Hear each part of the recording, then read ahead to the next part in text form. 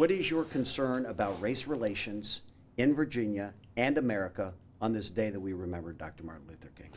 Well, what I think of is what we need to do is quality education, Andy. Everybody should have an equal shot at a quality education. This is something I'm fighting for. That's why I said no cuts to K through 12, no further cuts to higher ed. Because if we don't start our children out right from the start, that's why I'm a huge advocate of pre-K, you are already disadvantaging children. So we cannot have these separate educational institutions and jurisdictions where you've got quality teachers and other areas you don't. That's why I've said, nope, we're investing. I put money in the budget to train our principals. I want mandatory training for our school board members. We have got to make sure that everybody has access. And I think this is something Dr. Martin Luther King would want. Quality education. Start them off on the right path. Are African Americans getting a good enough education in Virginia?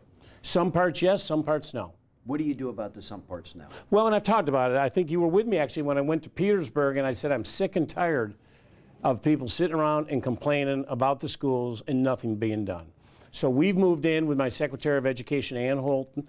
And I was not a big believer that you go in and you give these schools, Andy, an F. I think once you stigmatize a school and you give it an F, you've ruined that school. First of all, no one will want to move into the community. So your local real estate taxes that help pay for that school, people are not going to move in, people will move out. So you start this spiral. So let's go in with the training. That's why I'm investing in training for our principals. We should be incentivizing teachers to go into school districts that aren't meeting their academic level. And we want to make sure that every school meets those academic credentials they need to make sure there's a quality education. It's not happening today, but I tell you this, we're hitting it hard, and this is something that is a top priority for myself, Secretary Holt, and Steve Staples, who's my superintendent of public education. What damage has been done in Virginia because of the McDonald's scandal? Give me some examples on how this has impacted our state.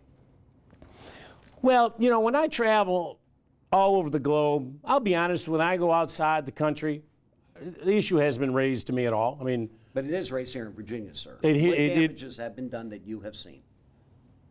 Well, I don't know if I could say direct. It's been unfortunate. It has not put Virginia in a good light. I don't know, Andy, the companies who may have thought about coming to Virginia, but after having read it in the newspapers are now saying, I don't want to come there. You don't have any evidence. And we'd have no evidence of that, nor would we ever find out. But listen, I mean, it's common sense. Anytime you have stories like these that puts your state, which I'm actively out trying to sell every day to bring businesses in, anytime you have a negative story, it's going to impact it. The old way of doing business in Virginia is over. Someone was saying that. What is the old way of doing business in Virginia? What do we mean by that? Well, I say it all the time, two regards. The first, in regards to our budget. We were so reliant on federal government money, Andy. As you know, it is about, down here is almost 50% of the gross regional product in Hampton Roads, about 33, 34% in Northern Virginia, where the federal government money just came in, we got all the defense spending. Those days are over. We're now going to have to hustle for every part of business. I'm talking more about ethics. That's right, that's the second part. But that's the first part when I talk about it. But that's an important part, Andy.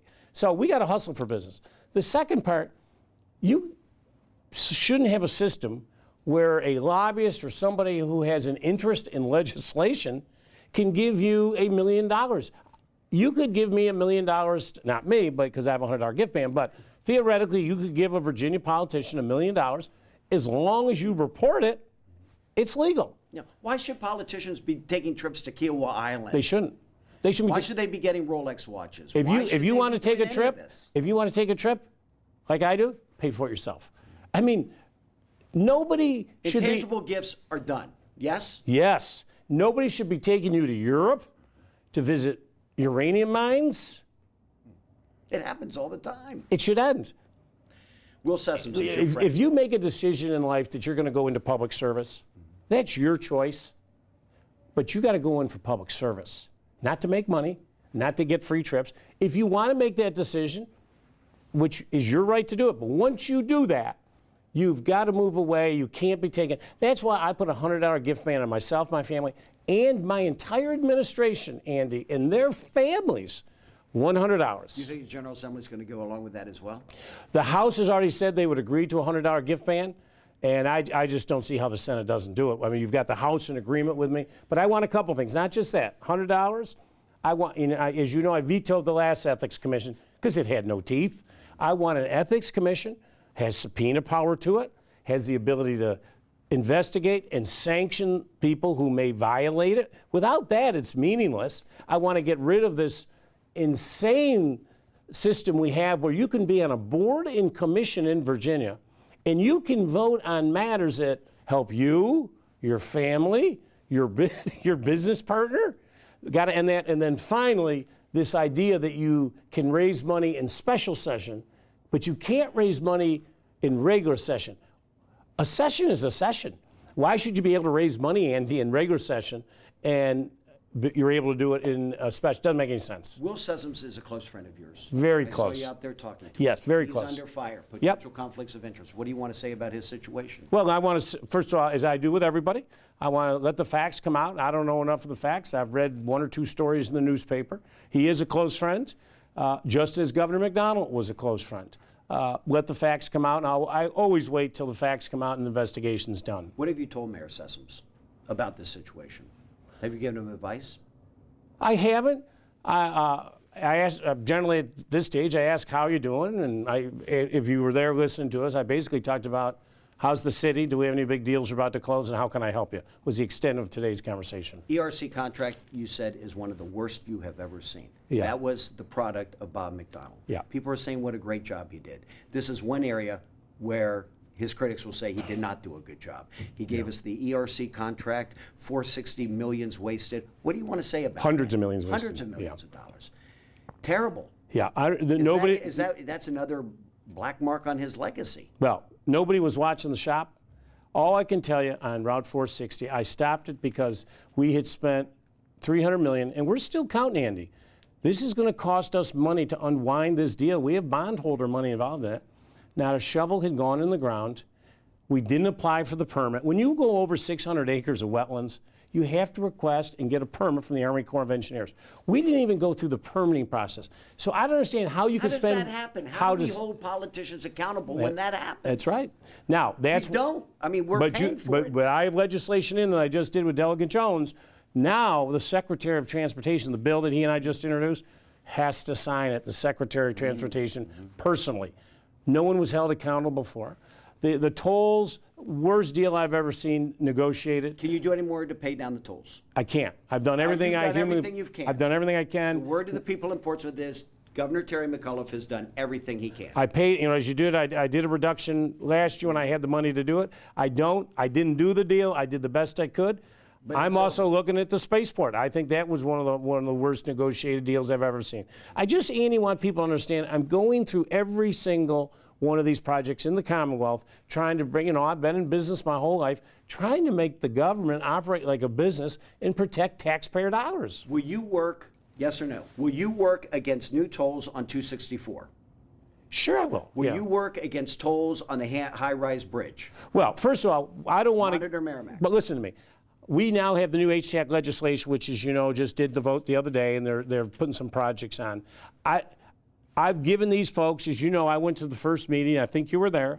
I gave them a very stern layout of what I wanted. So I don't want to go in and tell them how to do their business, but you do need tolls, Andy, to maximize our dollars. But let's look at it in the totality of what makes sense.